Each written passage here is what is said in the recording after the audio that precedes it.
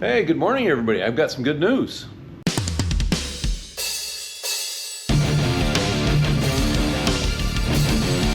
Now, what was wrong was, you could say it's almost a two-part issue, but really the first part was the main problem, and I'm kind of a little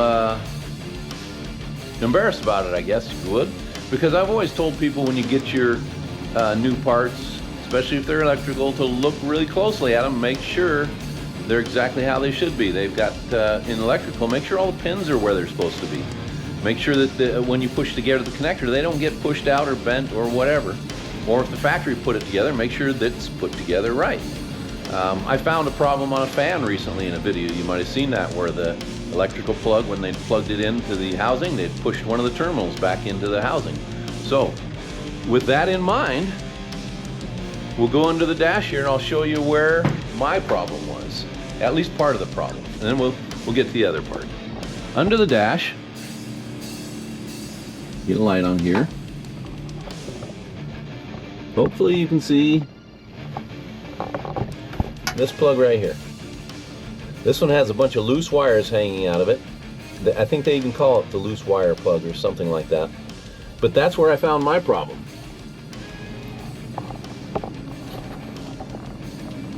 That plug has that tack wire going into it, the coil negative one. So, fixed all the terminals on that, good to go there.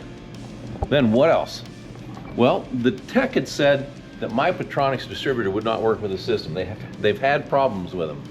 And the forums, a lot of people saying, hey, no, mine works. You know, well, I did some research on it. And the tech had told me there was a dirty signal coming from it, or something to that nature. And I'd asked him how to clean it, get a clean signal. And he said there was no way, you just have to buy their distributor. You know, and I suggested a diode or capacitor or resistor or whatever. He said, nope, buy our distributor. Well, that's not true. And I don't think he intentionally lied to me. I think he didn't know that if you put a small resistor, and I believe this one is 10 ohm, half watt, in that tack negative, or that coil negative tack wire, that cleans your signal.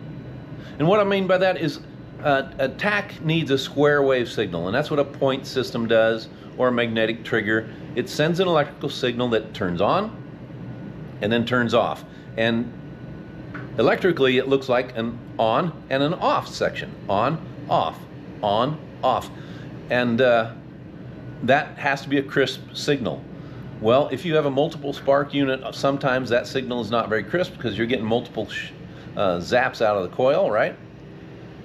So the resistor gets rid of those, what you'd call, I guess, extra little spikes, and makes that a nice clean signal, and you're good to go. So if you're having trouble with your tack, using a Petronics, or really just about any other, a resistor should help. And it will help this too. It will help that read better. So, problem's out of the way. Yay! We get it started, and fuel is spouting. It's Old Faithful coming out. The air cleaner's not on. It's Old Faithful coming out of the throttle body.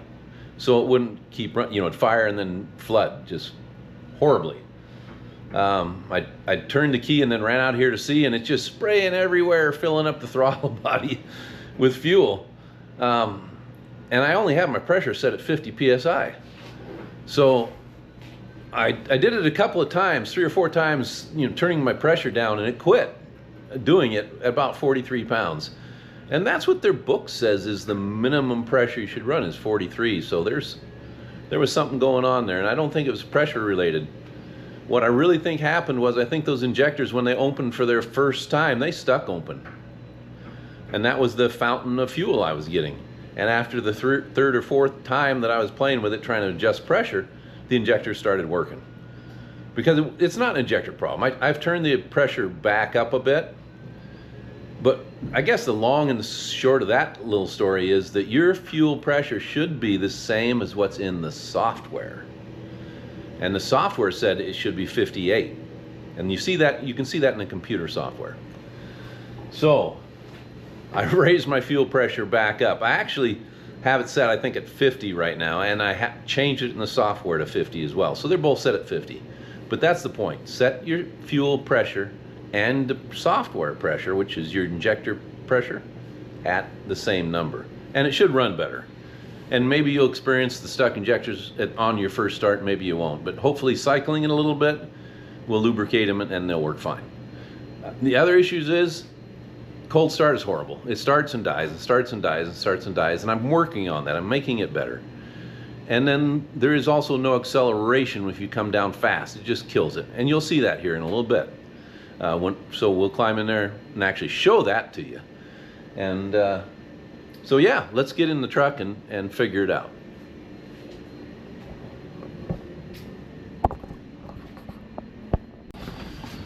Sit down on the seat belt. That feels good. All right. Key is on. Ignition's on, so you can watch it come to life here. There we are. We should see a crank signal this time, and I'm not going to touch the gas.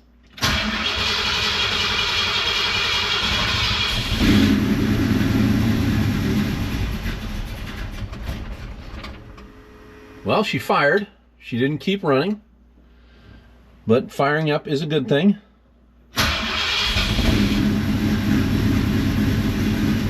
I'm not touching the gas. It should correct itself. All right, this time we're going to use a little gas.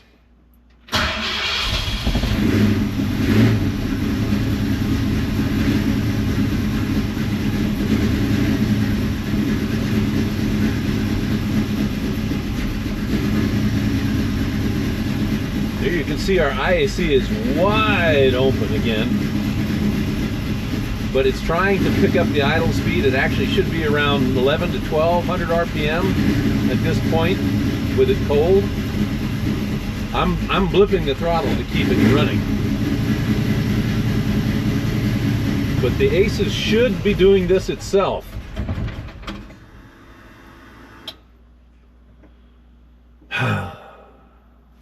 All right, let's try again.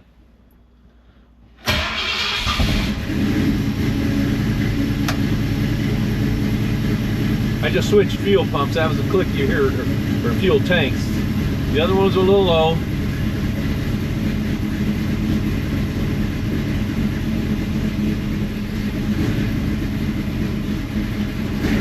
Battery voltage is good. Map is showing my manifold atmospheric pressure. This is manifold temperature. It's 52, 54 degrees. This is the engine coolant temperature at 95. The IAC position should be between 6 and 20-ish once it's warmed up. AFR is going way lean. Look at it, way lean. It should be around 13.5 while it's cold. We'll actually richen it up a little bit at this temperature, looking at the temperature and the RPM. When I take my foot out of it, it's going way too lean. So we'll have to richen that up. Ignore the advance because that's not hooked up. And this is the throttle position sensor, so you can see it open every time I blip the throttle.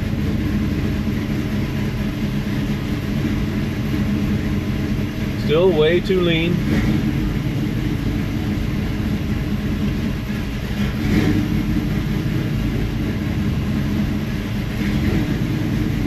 It's set at 13.5, that's what it should be commanding, but it's not doing it. I gotta tell you, when I fired up my sniper on my Nightmare Mustang, I didn't have to change any of this. The base tune was that good. And then once it learned, well, it doesn't start learning until it warms up. But there was only minor adjustments I had to do after that to make it run beautifully. So the base tune in this thing is definitely not as refined as the base tune is in the Sniper. But then again, this is a different motor, so maybe that's the problem, but I don't think so. Here we go. Looks like we're idling better. Our air-fuel ratio is now good. So can look at the temperature and say I don't need to mess with it too much if once the temperature is above 135. It should still be idling faster than that. 900 I think is what I have it set at this speed or this temperature, but we're going to let it warm up and then we'll play with it. I guess before I go changing things, I better show you what I mean by it having that problem when you hit the throttle pedal. So let's fire it back up again.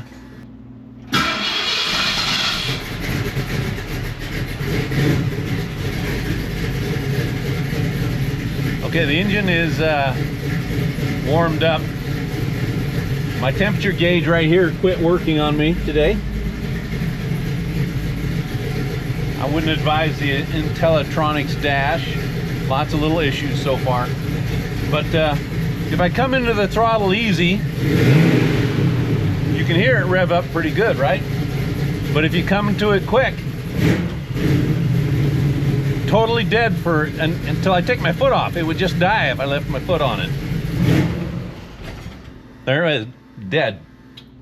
Now, that is caused because there isn't enough fuel being put in to counteract the butterfly's opening. It would be the accelerator pump on a carburetor, on a Holly carb. So I'm going to open the laptop, find that setting, and adjust it. It is the acceleration versus throttle position setting. And I'll show that to you once I find it. This is new to me, guys, so bear with me. Now this, sorry about the glare over there, this is the first screen that comes up when I hit the Aces. And I need to connect to my ECU. And it's doing that now.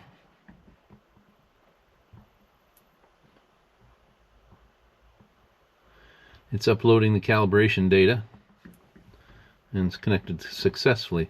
So now I'm seeing everything that the Aces is seeing there, and I need to go to my fuel, which is this one,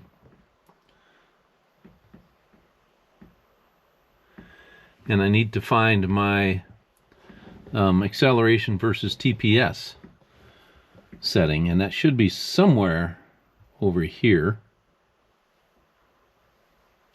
And it's not in the first group of things there. And I think it's actually down in 1D table. Can you see that right there?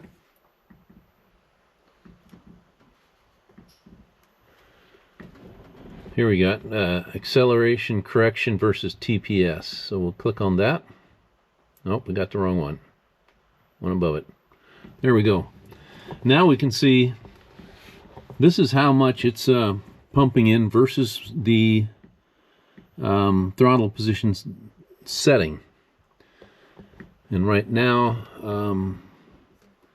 there's the accelerated TPS setting and the correction it's doing, and we need to globally move everything up. Highlight them all. No. Drag. There we go. Press and drag. Now they're all highlighted. So we're going to raise them all. It's way down here at 80 to start with, and 60 down here. We're going to bump it all the way up to at least, let's go to 100.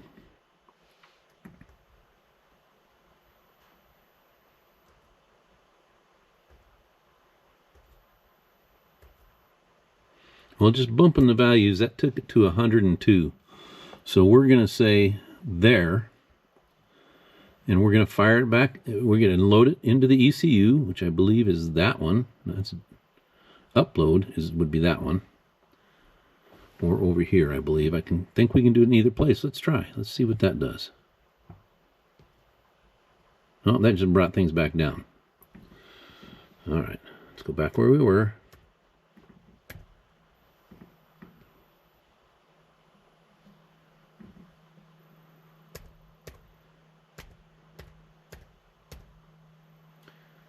All right, it says 103 and 102, and one of these There's not very many instructions, and I got big fat fingers, so when I try to press things, let's save it. Let's try to upload it. Maybe that one. Uploading, yep. It says uploading calibration from the ECU. That may be what I wanted to do. Oh, put it back down there. So I don't think that is what I wanted to do. I'm going to try to go back up with it. There we go. And maybe it's the down arrow. Who knows? Please ensure ECU is powered on and engine is not running. Okay, that is correct. Now I'm downloading this calibration to the ECU. That's what I want. And we're just waiting for it to do so. Download successful. Okay, good deal. Now we want to save that. So let's go to the save button. And cancel that. I don't want it there. Oh, can you be bigger? For goodness sakes, there we go. Let's put it in a folder where I know it's at. Aces Killshot tunes. How about that? And we'll call this acceleration versus TPS.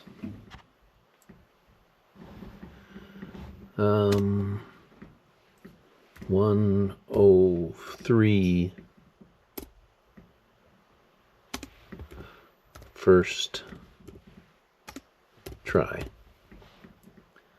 That we all know, and it'll go by date. It's got it in there. So now we've saved it to the ECU. We can go back to our monitoring page, I think. There we go. We can actually do graph or gauges. Fire it up and see what happens. We're going to cycle the ignition too.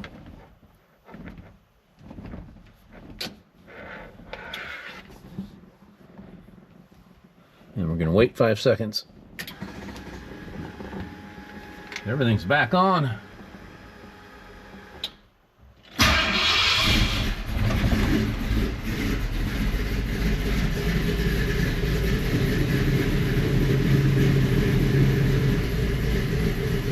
Where's my temperature? It's in degrees centigrade. That's not quite what we want.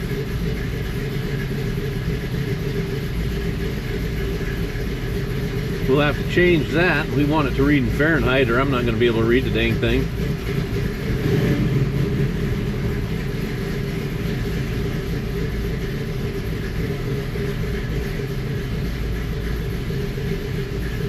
Unit is metric. Let's go imperial. Now we should be able to read it.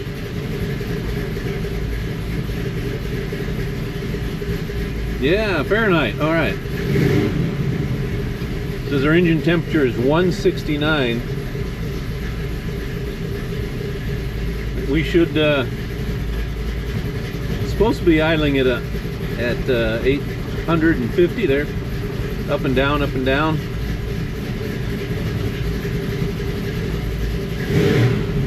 I'm going to blip the throttle hard and see what happens right now. Still dead in the water, and watch our AFR when I do that. Boom, 38, super lean. Super lean. We're gonna go shut it off, go back, and increase. And I'm gonna keep doing this until it's right. So stick around.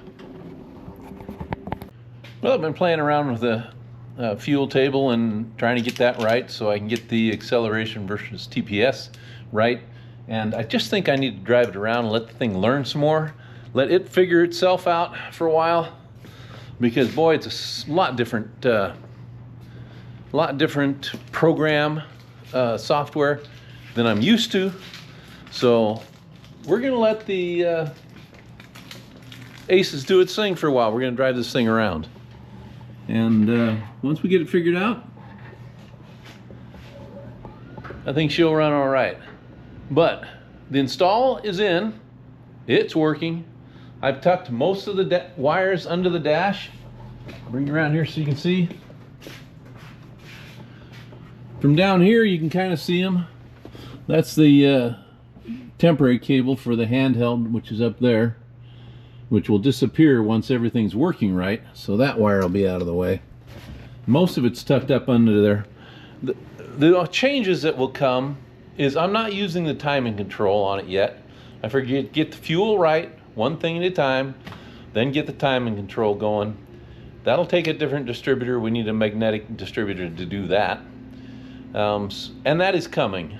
So I'll have that distributor here in a while. Probably a month or so we'll put that in and get messing with the timing and get everything to work right. But until that time, I have a tunnel ram and 2 carbs and an air cleaner for sale. So there you have it. Used parts is running. It's getting better all the time. I'm playing with the software and changing the acceleration versus the throttle position sensor settings, getting that bog or the out of there. It's not really a bog, it just dies flat out, or did. It's getting better. Playing with the volumetric efficiency table to get my to get that dialed in, and really that's the first thing that has to happen. That makes everything else better, since most of the things are taking a percentage of that table and using it in the settings. So slowly but surely it's getting better. Would I buy an Aces system again?